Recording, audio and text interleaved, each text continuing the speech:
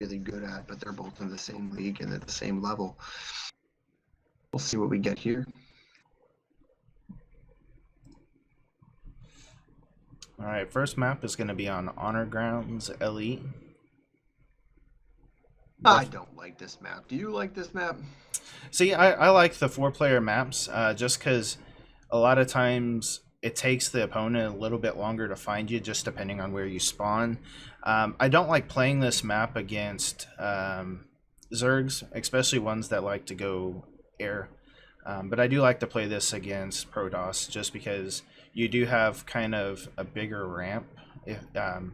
And so it's harder for them to kind of block it off and able to get in there. And plus with the drop in the like the spots in the back, it's really nice to kind of drop in there, especially if they're not prepared for it, and you can get some damage done.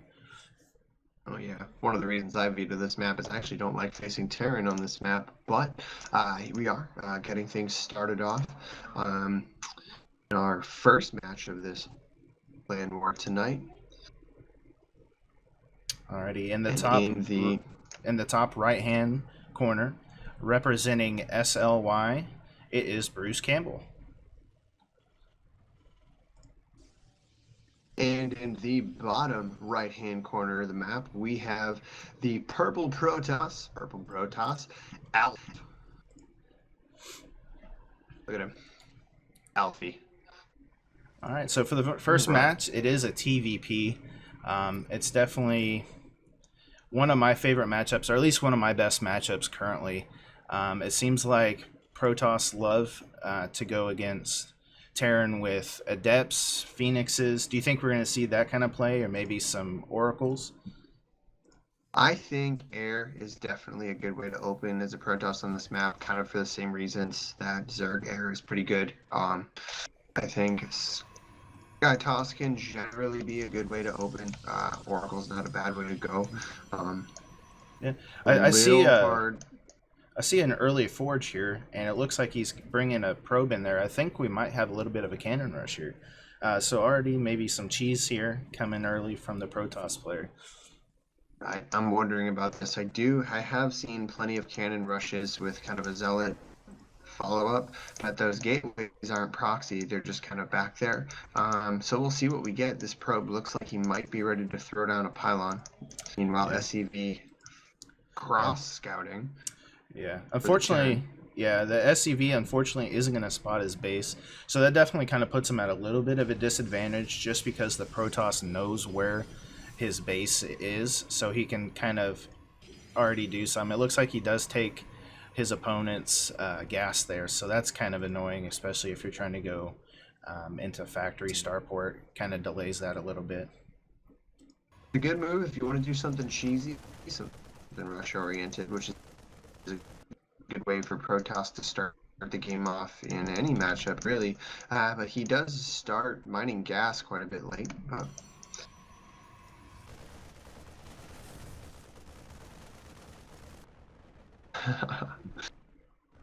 And first blood is drawn. Rip pylon. Not going to stay supply blocked for long. Meanwhile, second gas going down. Nothing going on with the Cybercore tech for Alph yet. We don't have Mama Core. We finally have Adepts coming out. No upgrades, no other buildings coming with it. While the Terran continues to float. A lot of minerals here. Yeah, it's definitely interesting. He hasn't even gone for a factory yet. Do you think he's going to try maybe some kind of heavy marine style on here? Or do you think he'll probably upgrade to tanks, maybe medevacs, and maybe try to do some drops? Yeah, I'm really not sure what's going through this player's head right now. I know that Bruce is a pretty new player to the game. He's been bronze before. He's unranked this season. Does not have too much experience and very little competitive experience under his belt. I think he's watched some streams, but this might be his first clan war for all I know. I'm really not sure. You see him scouting the perimeter of his base with Marines, knowing that probe was in his base. Good thing to think about. Protoss deciding to take an outer expansion. Looks like he's pretty well off to defend it.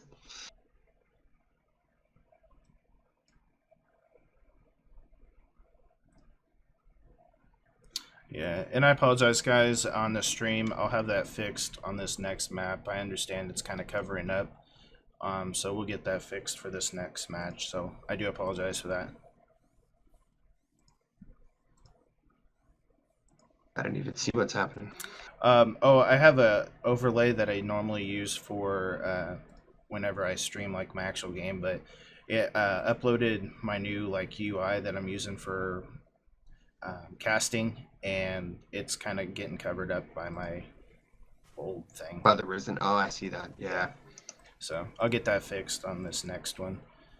I like that though. Otherwise, that's pretty nice. Yeah. Elite, professional. I try. A little hot.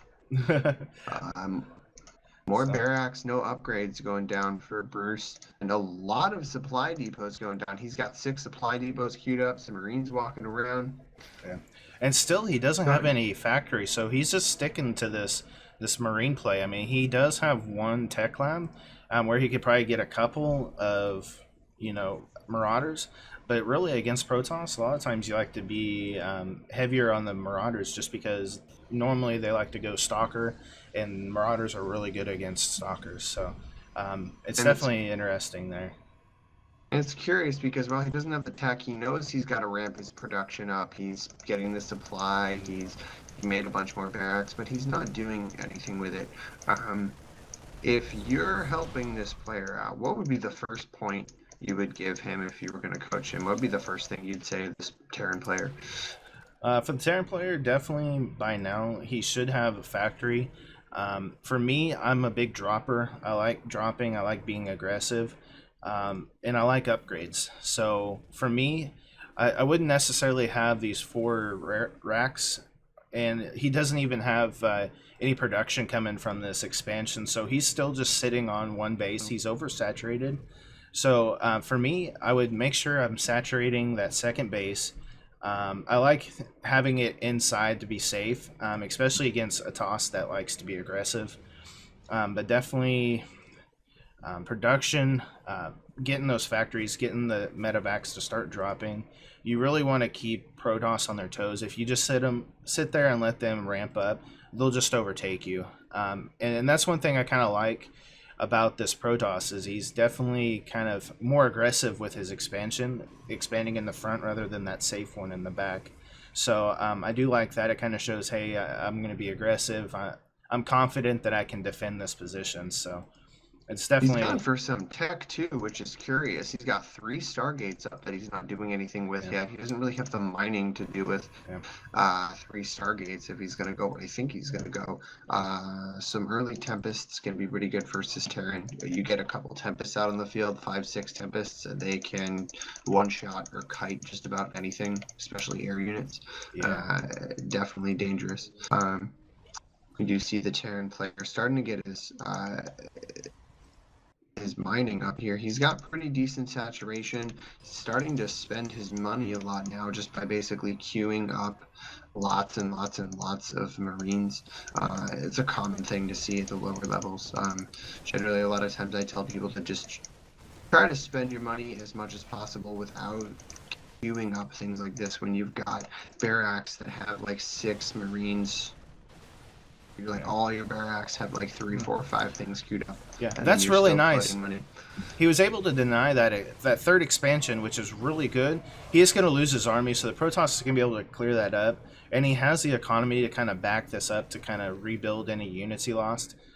But that was really good for the Terran to kind of deny that extra expansion, to deny that. Absolutely. That I extra love money. that he's getting out on the map and he's walking around, being aware of what's going on, looking for things. Yeah. It's definitely kind of a way to think about the game for this young player here. Yeah. Something to note here, the expansion of the Terran player still hasn't been upgraded. It's still just a regular command center. He's not an orbital. He's not, planetary. And still, almost 9 minutes into the game, there's still not a factory. So he's still just basing all of this on Marine, Marauder. He does actually have a factory queued up now. If you look outside the third by the Zelnaga Tower, he does have a factory queued up. There's one SCV that's going to build 3 bunkers before he builds a factory. So he understands how to use shift click, which a lot of players at that level actually don't. He's using it a little too hard, though, I think. Yeah.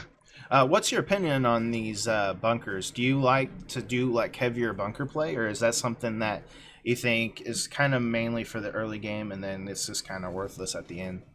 I mean, you're asking a pretty cheesy player right now, if you want my honest opinion. I see those three bunkers. I'm either going to A, run by it, or B, I'm just going to go attack you somewhere else in your base. Mhm. Like, if you take a look up here, all this base is open. There's plenty of other place I can attack you. I don't have to attack those bunkers. If you're going to go for something turtly like that and set up that sort of defense, you need to make sure that that's where they're going to attack you. Which again Uh, is not really something really sad you expect from your opponent when you're at this level. But yeah, he used a couple of Marines there just to kind of like see where the army was. He lost them just because they were walking, they weren't even attacking. I think he might have been trying to bait out maybe a an overcharge, but we do see some carriers, and the carriers have arrived here. So him being just on Marine Marauder, no medevacs, nothing. This is definitely going to be tough for the Terran player here. Marines can definitely do some good damage to tanks, but you need some upgrades. You need medevacs, otherwise they just get torn to pieces. Yeah.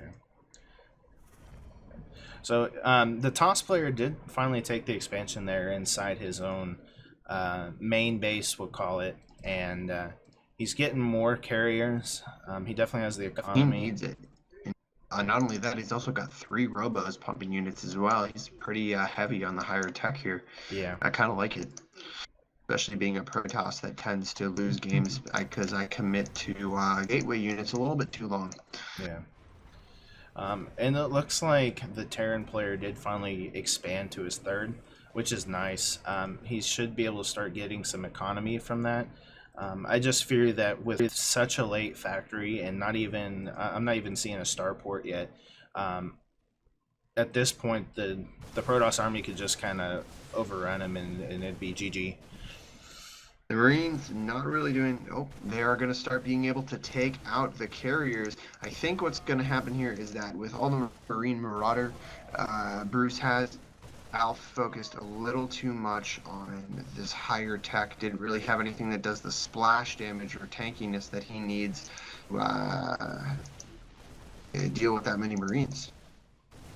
He's got +1 attack. He doesn't have combat shields, but with the number of Marauders he has, the Stalkers and everything, can't really do much. Didn't have a high enough adept count. And then there was nothing defending those 3 carriers. Yeah. Wow, surprisingly, he was able to kind of overtake that army, so that might even be GG there. It looks like somebody is starting to lag pretty badly. Yeah. It might be Alph.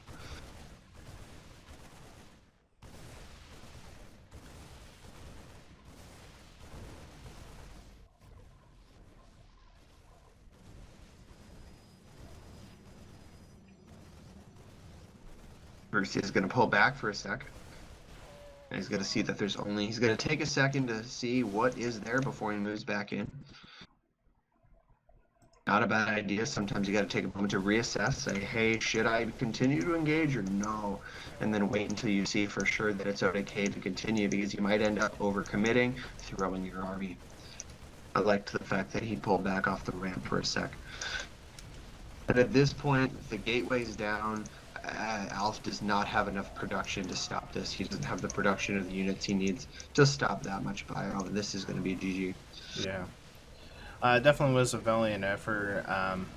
Unfortunately, we didn't see too much harass from the Protoss. He just kind of sat there.